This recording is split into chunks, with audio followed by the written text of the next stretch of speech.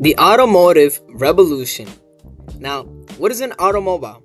An automobile is anything with four wheels designed to transport a small number of passengers and operate from a seat, not a saddle. So this excludes motorcycles and any airplanes. Our story, to start with Ford, doesn't even start with gasoline.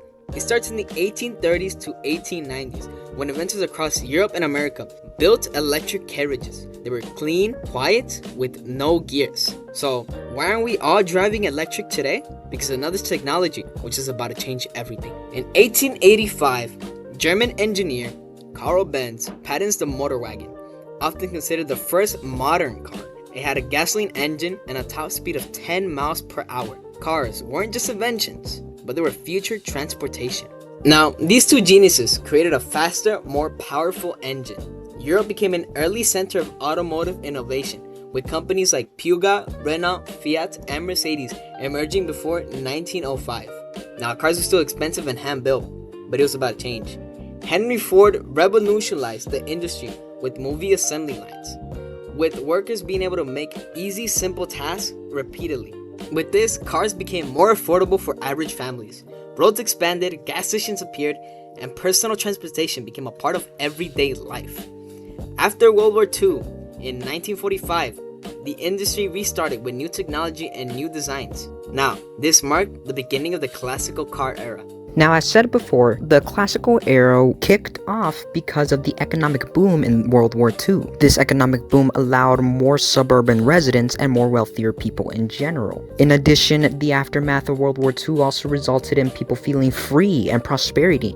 So that's why cars seemed a little bit more bulkier in shape. That's why cars had a chrome accents, tail fins, and powerful V8 engines, because they were solely focused on style and speed. For these reasons, the automobile kicked off from the beginning of the 1950s of only having 25 million cars registered to 118 million cars registered by the beginning of the 1970s. Although there wasn't much happening in the 50s and 60s in regards of innovative mechanisms to add to the car other than style things, so for that reason, 1949 through 1958, there was new innovations of car keys, power steering, air conditioner, and cruise control. Only innovations that were meant to improve the quality of cars rather than the safety of cars. Now, to kick off the 70s, it started with the Yom Kippur War, or the Arab-Israeli War in 1973. The Yom Kippur War originated from the Six-Day War between Israel and Egypt and Syria. This act resulted in the oil crisis of 1973,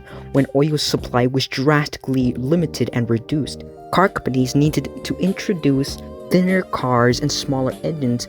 However, the oil crisis was not the only thing that changed the 1970s cars, as the pollution that was noticed across all cities. For this reason, they made the Clean Air Act of 1973 to create catalytic converters and other ingenious inventions. Now, the catalytic converters were composed of platinum supported by aluminum, and they were meant to oxidize unburned hydrocarbons and carbon monoxide to carbon dioxide and water in order to reduce the dangerous pollutants. This resulted in, again, the car companies to make automobiles that were thinner with, again, smaller engine. This means that the 50s and 60s began from bulky looks because of style and the economic boom that resulted in car companies having the materials and the money and the people to have the money to buy these cars. The cars altered from a bulky look to a thinner look, from large engines to smaller engines, and from more horsepower to less horsepower. And after all that mess came the retro era, which ran from the 1980s to the early 2000s. This era is much more advanced compared to the previous era. Advancements in the chassis and forced induction allowed higher horsepower numbers and higher top speeds. And compared to the previous era, this era was dominated by mainly Japanese automakers compared to the previous era's American automakers. And some automakers include Toyota, Honda, Nissan, and Mazda. These manufacturers mainly preferred to include inline 6s, V6s, inline 4s in their cars, except for Mazda, who notably used rotaries instead of the traditional inline 6s in some of their cars. And Because of the previously aforementioned advancements, this allowed them to reach higher horsepower numbers, while also having really good mileage, which was especially helpful in the early 2000s when the US was on war with terror, in which the US lost a lot of its imports of oil and gasoline, which raised the prices of gas. After the retro era came the modern era, which ran from the 2010s to today. As per usual, the cars got more advanced. Advancements in technologies led to higher horsepower numbers, but cars in this era got heavier and bigger, which prevented them from taking full advantage of the higher horsepower numbers. This era is not defined by a single auto manufacturer, but is defined by a separate class of vehicles called SUVs. Due to stricter and stricter emissions regulations, cars got bigger. And also because of this, it led to the rise of hybrids and electric vehicles. With the rise of electronic cars, companies like Tesla, Ford, Hyundai, and Kia are all pushing a new era of transportation: electric cars. Tesla leads the field with only electric models, including the Cybertruck, and Rivian has become its main and closest competitor, focusing on electric trucks and SUVs. Other brands still mix electric and gas vehicles, but globally, China has become the main driver of this transition, producing and selling more electric cars than any other country and building the largest charging network around the world.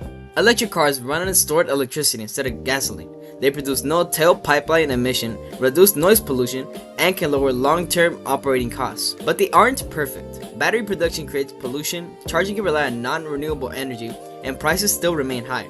Even so, technology is improving, renewable power is growing, and electric cars are becoming more practical every year.